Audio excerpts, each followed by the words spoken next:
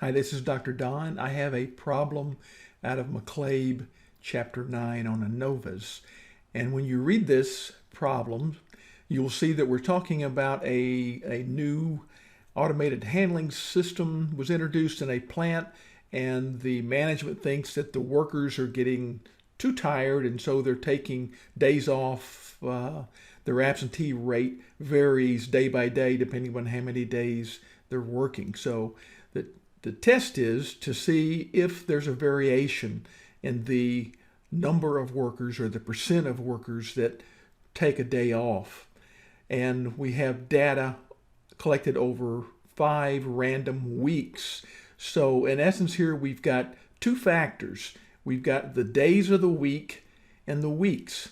The days of the week, that's what we're concerned about. That's the treatment or the columns. And the weeks or the blocks are the rows. So let's jump in.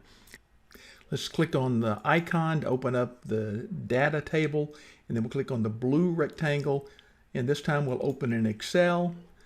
The data will drop down to the bottom. I'll double click that, and we have the Excel file open, and of course you'll have to save it locally and allow it to make changes. But we have our data, and unlike StatCrunch, we're lucky if we want to use the data analysis tool pack and we want to do the two-factor ANOVA without replication. This is not replicated. This is just a randomized block design.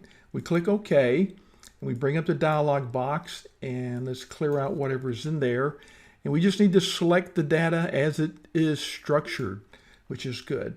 We have labels. We have an alpha 0.05.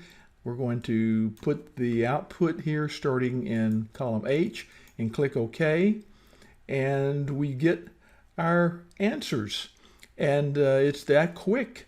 And there you see in the ANOVA the columns, which are our treatments. That's the days. Remember, the days are in columns. Those are treatments. That's the row we're interested in. If we look over here, we can see that the F standardized test statistic is 2.3, which is the answer they wanted there. And then our p-value for that row is 0.103, which is the answer they wanted there, which of course tells us to fail to reject or do not reject the null that the mean absentee rate each day is different. I'm going to click done on that. So we do not reject that null. That means that we cannot say that the means are different. And because of that, the last question, do we need a Tukey? Well, again, because the treatment row, the treatment test here, and that row there, the columns row is labeled here, is not significant. It's not less than 0.05. That means that we don't need to do the Tukey. Hope this helps.